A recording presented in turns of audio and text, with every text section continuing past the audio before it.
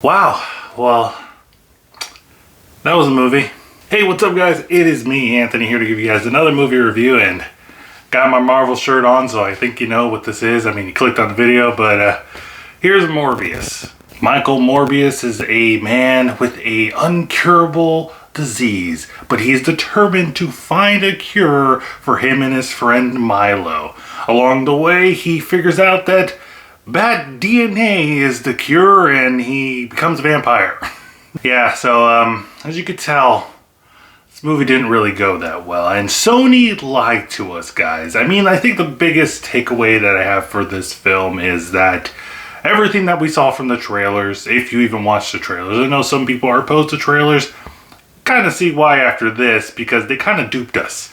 And it's very fitting that this movie came out nationwide on April 1st, because we got punked. But before I go any further, guys, this is going to be a spoiler review. We're going to start off with just the non-spoiler stuff in the beginning. I'm just going to talk to you guys my overall thoughts of the film without spoiling it.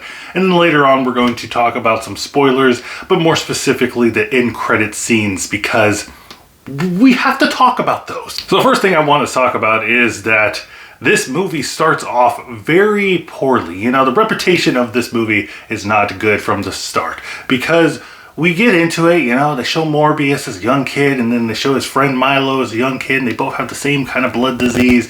And then the editing monster comes. Because the editing in this movie is very atrocious. And I know this movie went through a lot. I thought it was just mainly just pandemic stuff, and they had the movie done, but because of the pandemic, they didn't know if they were going to be able to release it on a certain day, so they pushed it back several times. This movie has been delayed a lot, and this is like the third or fourth delay that we got, and we got it on April Fool's.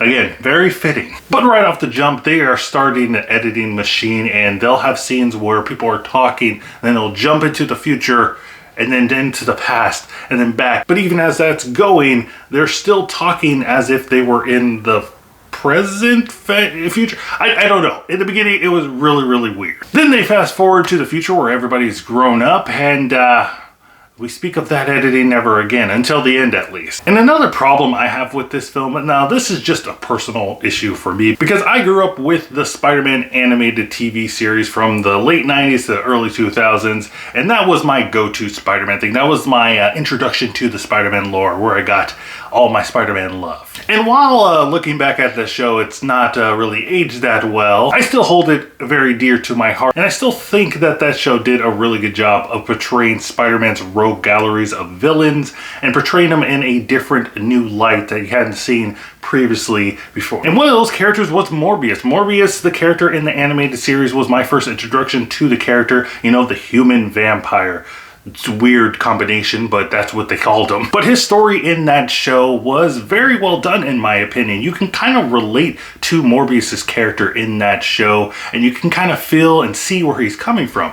And I think those are kind of the best villains that you get in movies. Just look at Thanos. Yeah, I mean, you may not agree with what he's saying, but the more he talks about, you know, how humanity and just people in general suck and that they need to be destroyed just for their own good, the more he talks about it, you kind of like, well, you know, he kind of has a point. And I know comparing Thanos' character to Morbius is probably not the best comparison, but the whole thing is, for me, is if you want to have a successful, compelling character, anti-villain, villain, whatever, he has to be compelling. They have to stand for something that they truly believe in. And even if I don't agree with it, maybe I can understand where they're coming from. But Morbius, this movie doesn't even try to make this guy out to be a villain. I mean, he kills a couple of bad guys in the beginning. Key word that I say, they're bad guys, and he feels bad for it a little bit, but then throughout the other movie, he just is like, okay,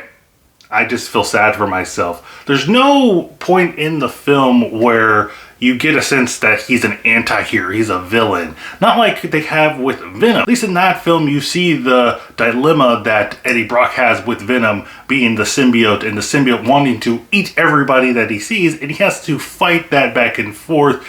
And you can see Venom being the villain, the bad guy, because he doesn't care about people. He has no moral compass, at least in the beginning of those films, and he just wants to terrorize the whole world. But in this one, Morbius, he's just a good guy that just got vampire powers, and he killed a couple bad guys. Again, bad guys. So for me, I just wish that they just went a little bit more of the route of us actually seeing him as an anti-hero, seeing him have that conflict between good and bad.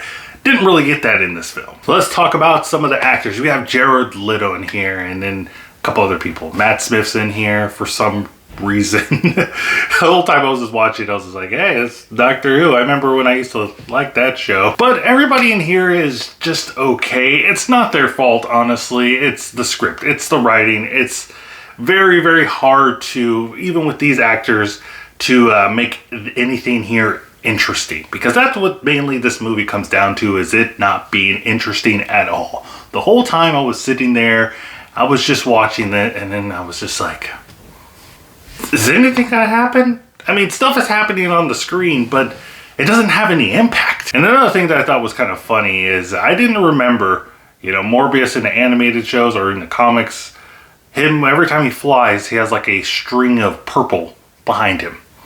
I thought that maybe that was just, you know, the movie showing us the wind going behind him, but then I was like, well, why did they make it purple? It doesn't make any sense. What kind of power is that? What kind of bad powers is that? Overall, guys, I think that Morbius is probably the most blatant and obvious attempt that Sony has made at just saying, this is in the Spider-Man universe, kind of. We'll talk about it later.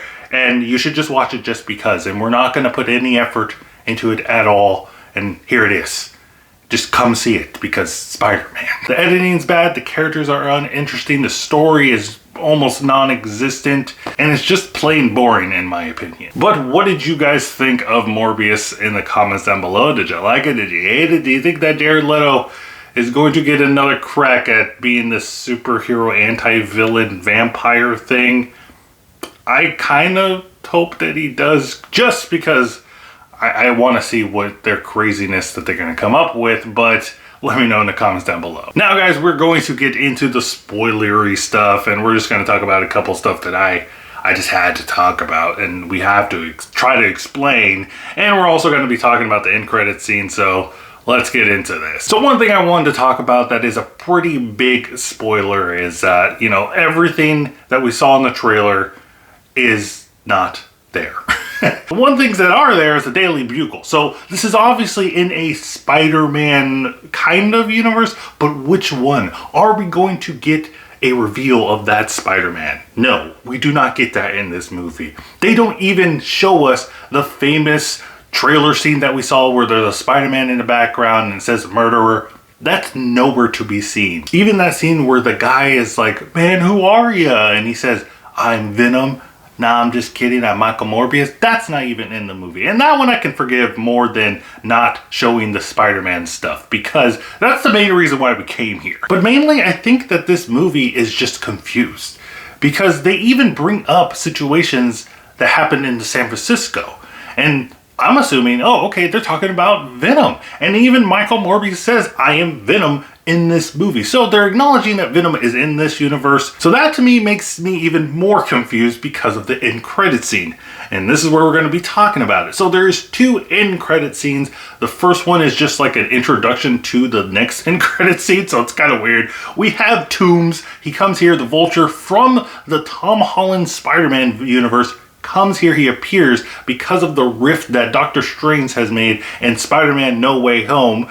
And he just appears in a cell and he's like, I'm here, Doc, pretty much. It's kind of weird because he has like no remorse or like concern about his family or his daughter, because, you know, that's the reason why he got in the situation that he did in the first place, because he wanted to take care of his family.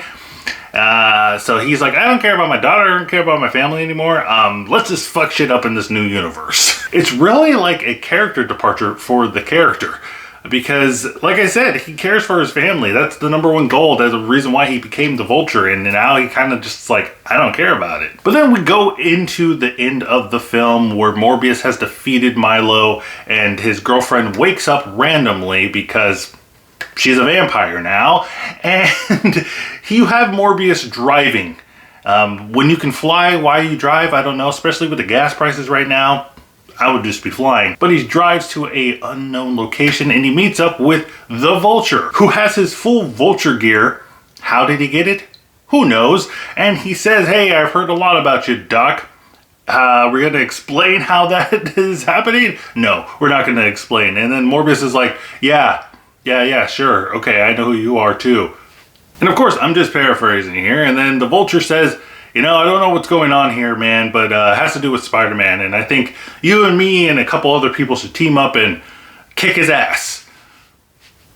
And Michael Morbius is like, yeah, sure. What is going on here, guys? What's happening? I don't know what's happening. Because I think, if I could be wrong, let me know in the comments, they already established that Venom is in this universe. And Venom has acknowledged that there's no Spider-Man in this universe. So when they start talking about Spider-Man, I don't get it. I don't get it. I need it to be explained, but for it to be explained, there's going to have to be a second Morbius. And I don't know if my heart can take it, guys. I don't know if my heart can sit through another one of these, but you know me, Marvel fanboy, I'll just do it. But guys, let me know what you think about all this spoiler stuff, non-spoiler stuff in the comments down below.